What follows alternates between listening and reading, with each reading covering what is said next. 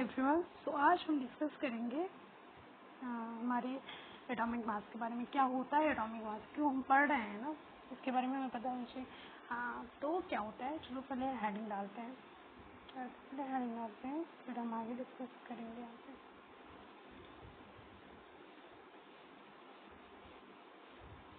Atomic mass क्या होता है एटॉमिक मास। तो एटॉमिक मास देखिए क्या होता है, जो एटम को, जो नाम से तो हमें पता चला ना एटॉमिक मास है, तो क्या होगा इसका मतलब होगा जो एटम क्या होता है कि जो एटम को मेजर करता है। ठीक है, एटम के मास को मेजर करता है, उसको एटॉमिक मास बोलते हैं। तो पहले के टाइम में, आज के टाइम में तो बहुत सारी हो गई, जैसे कि हम यहाँ पे देखते हैं कि हमारे पास जैसे मास स्पेक्ट्रोमेट्री हो गई, एटॉमिक मास को मापने के लिए।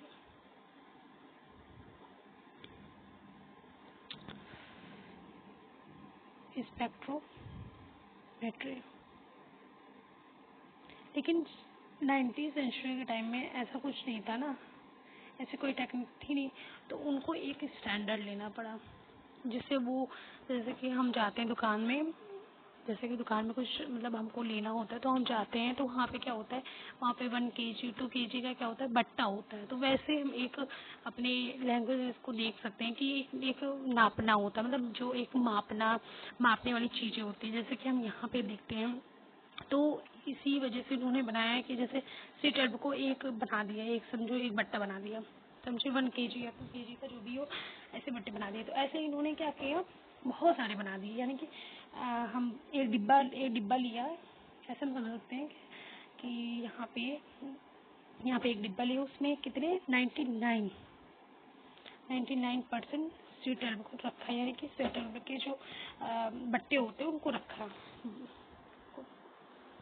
तो इसी के बेस पे हम जो एलिमेंट के जो मास होते हैं ना, उसको हम नापते हैं। तो जैसे कि हम यहाँ पे देख रहे हैं, आगे यहाँ पे एक चीज़ मैं आपको बता दूँ, यहाँ पे जैसे कि हम देख रहे हैं, जैसे कि हमारा जो ये C12 है, इसका क्या होता है, 1/2 जो पार्ट होता है वो क्या होता है, वो 1 mu के इक्वल होता है, यानी एटॉमिक मास यूनिट। mu का मतलब 1 mu का मतलब एटॉमिक मास यूनिट, ऐसे रिलेट कर सकते हो क्या। तो क्या होता है, तो इसको स्टैंडर्ड माना साइंटिस्टों ने, इसको स्टैंडर्ड माना। इसी के बेस पे सभी जो हमारे जो भी एलिमेंट थे, उनके जो वेट को, एटॉमिक वेट के जो होते हैं ना, उनको मापने के लिए इन्होंने एक स्टैंडर्ड माना C12 को, ऐसा समझते हैं। तो इसका जो फार्मूला होता है, पहले तो आप बेसिक इतना समझ लीजिए कि जो कार्बन 12 होता है, कि जो टोटल मास होता है, क्या होता है, इसका जो टोटल मास होता है, यानी कि टोटल पार्ट होता है, वो क्या होता है, 12th पार्ट का क्या होता है, 12th पार्ट का 1/2 होता है। किसी भी एलिमेंट का एटम इस स्टैंडर्ड से जितना गुना भारी होता है, वही उसका एटॉमिक मास होता है। मतलब जैसे C12 का जो क्या होता है, जो मतलब C12 हमने स्टैंडर्ड लिया है, तो इससे जो एटॉमिक मास, किसी भी एलिमेंट का जो एटॉमिक मास होता है, वो जैसे इसके एटॉमिक मास से इक्वल है या भारी है, जो भी है, तो वो उससे क्या होता है, वो दूसरे एलिमेंट का क्या होता है, वो हम उसको देखते हैं क्या होता है हमारा, इसका मतलब दूसरे एलिमेंट का एटॉमिक मास होता है।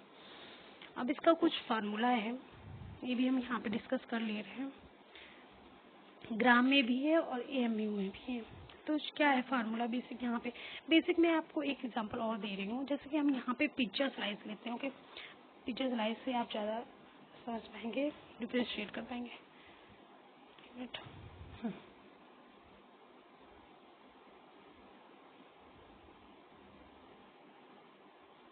पूरा चला जाता है।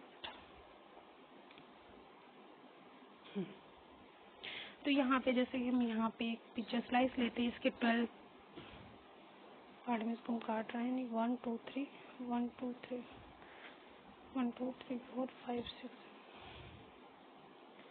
यहाँ पे हम देख सकते हैं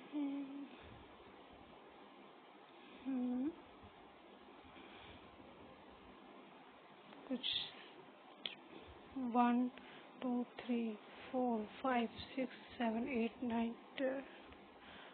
10 बहुत रहा है। तो ऐसा हम कर लिया ये, इसको मतलब एक पिक्चर साइज मान लिया। तो इसका जो हमारे ये 1 mu है, ये क्या होगा, ये होगा ये कि जो हमारे C12 के क्या हो गया 1/2 12 जो स्टैंडर्ड हमने माना था C12 का, उसका 1/2 जो 12 का है उसके इक्वल होगा 1 mu। समझ गए आप? यानी कि एक स्लाइस हमारे कार्बन 12 के जो 12वां भाग होगा, ऐसे समझ सकते हैं कि 12वां भाग जो होगा उसके बराबर होगा। इसको इसी वजह से उन्होंने ऐसा मानना है, क्योंकि एक आइसोटोप्स भी है हमारे जो कार्बन का एक आइसोटोप भी है C12। अब इसका हम फार्मूला में आते हैं। आई होप आपको इतना समझ में आया हो। जहाँ पे भी ना समझ में आया तो प्लीज़ कमेंट बॉक्स में ज़रूर बताइएगा। जैसे कि हम यहाँ पे देख रहे फार्मूला,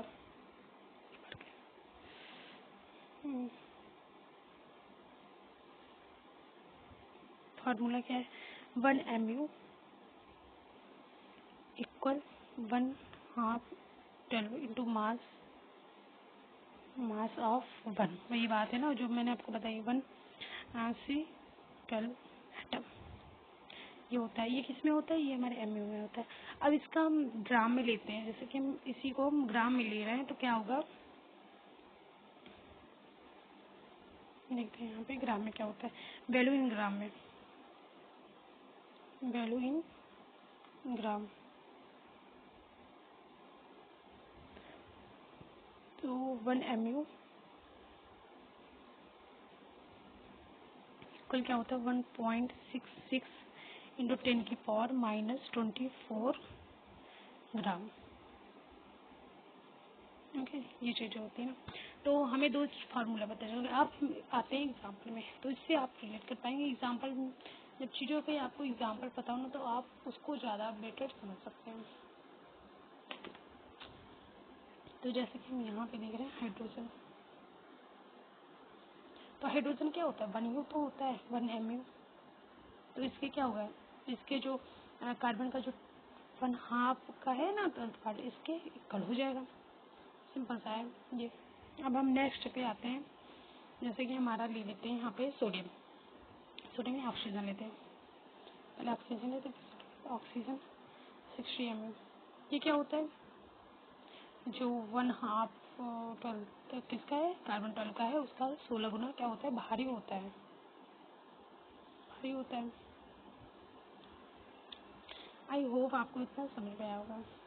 जहाँ पे ना समझ में आया तो प्लीज़ बताइएगा, इस चीज़ में आपसे बार बार कह रही हूँ। अब इसी तरह हम नाइट्रोजन का देखते हैं। नाइट्रोजन का सिंपल है, कितना है 14। तो इसमें क्या होता है, इसमें यही होता है, इसको इसी पे रखे, जैसे हमने कार्बन स्टैंड 12 के स्टैंडर्ड में रख के, जो स्टैंडर्ड हमने माना उस पर रख के जैसे हम करेंगे तो क्या होगा, हमको पता चलेगा क्या है 1/2 12 के से क्या है 14 गुना भारी है।